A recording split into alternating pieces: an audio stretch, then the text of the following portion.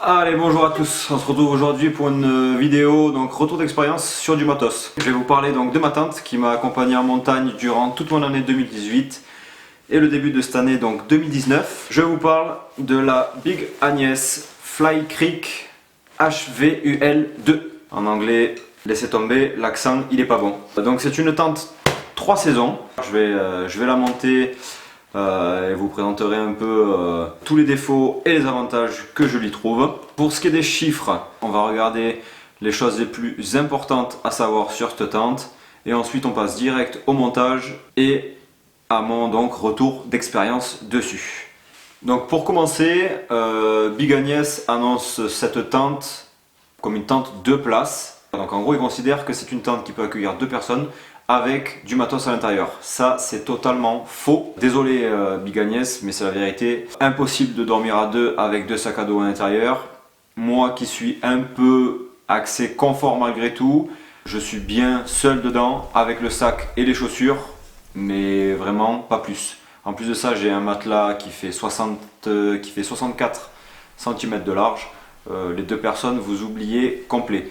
Donc partez sur une tente, une place et demie, donc une personne plus son matériel à l'intérieur, comme ça s'il pleut ou quoi que ce soit, même si c'est sous l'abside, on fout tout ça dedans et c'est nickel. Donc ensuite pour ce qui est du poids, c'est une tente tout compris qui fait 1050 grammes, ce qui est vraiment pas mal pour une tente, une place et demie autoportante avec arceau. Si vous voulez donc l'utiliser simplement avec le double toit, les arceaux et le footprint qui n'est pas livré avec, ça faut l'acheter à part, vous êtes à 652 grammes. Moi je trouve le poids vraiment raisonnable pour une tente en nylon. La Fly Creek HV c'est height volume, donc le volume a été modifié à l'intérieur par rapport au modèle précédent de cette tente là. Big Agnès a en fait un peu étudié de façon différente l'intérieur pour optimiser un peu l'espace.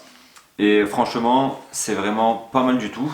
C'est une tente qui fait 1m32 donc à l'entrée et donc au pied vous êtes à 1m7. Donc la tente se réduit un petit peu. Elle fait 2m18 en longueur et l'abside fait 61 cm de long. Je parle bien sûr donc des dimensions internes de la tente, ce qui est le plus important. Donc pour ce qui est des matières utilisées pour la tente, on est sur du nylon ripstop mixte, donc c'est-à-dire qu'à l'extérieur c'est du nylon enduit de silicone et pour le tissu intérieur c'est du nylon enduit PU.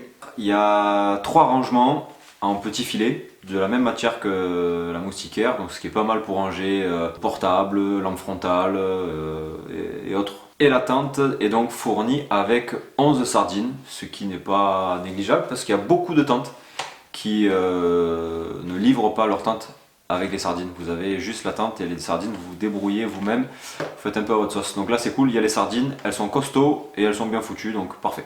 Pour ce qui est de la place qu'elle prend quand elle est rangée, les dimensions sont 47 par 11, donc 47 de long par 11 de diamètre. C'est pas dégueu. Moi aussi je peux utiliser une poche étanche si tout se mythe de 8 litres pour la mettre à l'intérieur si je veux un peu modifier les rangements dans mon sac.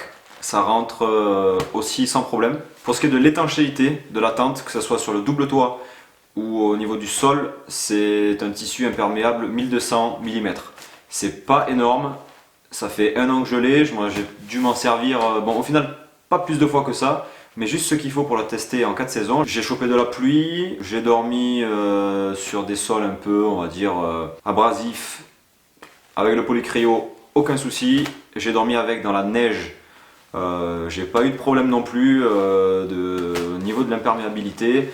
J'en suis très content. On peut peut-être être réticent au niveau de la robustesse. Écoutez, si vous prenez soin de votre matériel en sachant ce que ça coûte, je pense que les produits sont faits pour durer. Les marques ne font pas n'importe quoi. Ils vont pas vous vendre quelque chose que vous allez utiliser 2 fois et qu'avec un brin de vent ça va commencer à s'ouvrir. Non. Donc prenez soin de votre matos et il n'y aura pas de souci. On passe donc à l'installation. Je vous montre donc l'installation rapide. Je vous fais un petit time-lapse de tout ça et ensuite je vous la présente plus en détail avec les choses qui me plaisent et qui me déplaisent un peu à l'intérieur, etc. On voit ça de suite.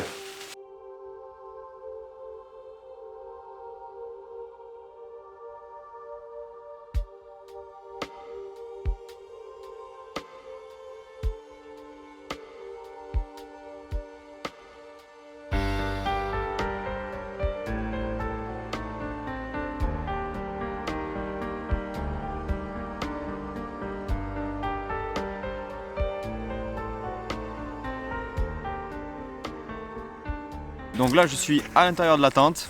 Comme vous pouvez voir, je tiens bien debout. Si je me mets en tailleur, ben, j'ai de l'espace pour cuisiner, etc. devant. Ici, j'ai de quoi attacher le double toit de la porte pour fermer.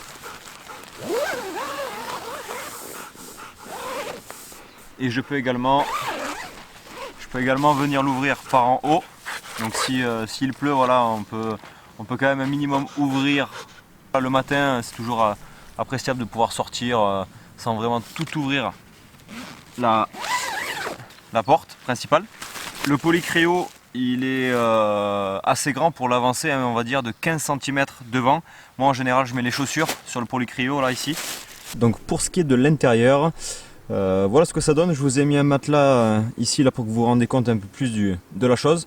À savoir que mon matelas, c'est un matelas qui fait 64 cm de large. Donc on va dire que pour un matelas qui fait standard 51, vous êtes à peu près ici. Voilà, donc moi ce que je fais en général, c'est que je le laisse sur la droite.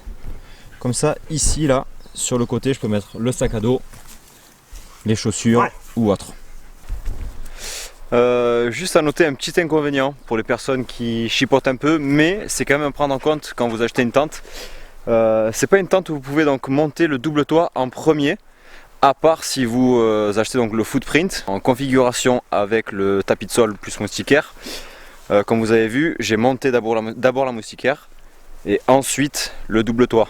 Donc là, petit inconvénient, s'il pleut, vous allez commencer à mouiller un peu l'intérieur avant de mettre la couche qui va permettre donc de vous protéger de la pluie. Donc quand vous êtes à l'intérieur, vous voyez bien que c'est spacieux. Ici, on a de quoi cuisiner ou bien se tenir assis, être confortablement positionné dans sa tente. Pour fermer la moustiquaire, tout simplement, le petit zip, ça se fait vraiment facilement. Vous avez des clips sur le double toit qui permettent de venir accrocher la moustiquaire et du fait donc d'écarter la moustiquaire à l'intérieur pour avoir un peu plus de place et donc de confort. Le système de clips pour le double toit en fait sur les arceaux, je le trouve pas mal. C'est un système de clips comme on a sur les sacs à dos là pour clipser le chapeau, etc. Hein. On vient clipser ça ici, hop, et le double toit ne risque pas donc de s'envoler. Et ensuite on vient jauger là pour la tension grâce à cette languette. Voilà, pour avoir plus de tension ou moins. Au niveau des côtés, donc pour tendre le double toit, on retrouve ce genre de système là, super facile à utiliser. Hop, vous avez qu'à venir clipser ça à l'intérieur là. Et ensuite il n'y a qu'à tirer. Voilà, et là regardez. Le fait que le tissu en fait du sol remonte un petit peu, ça permet d'éviter les effets splash quand il pleut, beaucoup. Et aussi donc au vent de s'infiltrer dans la tente. Donc aussi ça c'est super bien conçu, c'est nickel. En ce qui concerne l'installation de la tente, je suis pas forcément très fan. Il y a toujours des petits réglages à peaufiner à la fin, et vu du fait que ce soit une tente un peu d'homme, l'arête fait souvent un S ou alors derrière au niveau des pieds de la tente, le coude il a tendance ou à vriller à gauche ou à droite, tout dépend à la tension des sardines. Si on tire trop sur le double toit, ou il va partir à gauche ou il va partir à droite. Il faut trouver le bon compromis pour que ça reste au milieu. C'est pas super évident à choisir. J'aurais peut-être préféré l'installation de mon ancienne tente, la Uba Uba NX, que je trouvais un peu plus intuitive et un peu plus simple. Je ne dis pas du tout que l'installation est difficile et prend énormément de temps. Hein. On va dire qu'en 3-4 minutes la tente est montée. Mais voilà, il faut bien vraiment prendre le temps de bien faire les choses. Peut-être que quand il fait vraiment pas beau, ça peut être une prise de tête importante, peut-être. Bon, du coup voilà, on arrive à la fin de mon petit retour d'expérience sur cette tente. Je voulais pas non plus vous faire une vidéo super longue, super chiante, avec tous les moindres détails. Ça c'est vraiment dans la partie commentaires que ça va se faire. Voilà, je pense qu'on a fait à peu près le tour. Hein. Du coup, forcément il y a des points négatifs. Donc dans chaque produit que vous achèterez, il y aura toujours des points négatifs. Là, pour le coup, j'en ai cité quelques-uns. Je pense que je les ai à peu près tous énumérés parce qu'il n'y en a pas 100 non plus. C'est vraiment une très bonne tente pour un poids quasi ultra light. On est sur de la tente vraiment légère. À proprement dit, cette tente là, elle a très peu de défauts. Et vous allez vous dire, donc pourquoi tu fais un retour d'expérience? C'est parce que je vais acheter une nouvelle tente pour vraiment optimiser le poids de plus en plus. Je cherche vraiment à affiner mon poids de base dans le sac à dos. Je vous en dis pas plus, j'ai déjà fait mon choix. Au moment où je tourne la vidéo, j'attends ma nouvelle tente qui arrive. C'est juste de la tuerie. Il y aura une vidéo qui arrivera parce que, enfin bref, je vous en dis pas plus, il y a beaucoup de surprises durant l'année 2019. Voilà, c'était le retour, mon retour d'expérience sur la tente Big Agnès Fly Creek HVUL2. J'ai fait un effort, je voulais balancer en anglais les gars. Allez, sur ce, pas trop de folie comme d'habitude, à bientôt.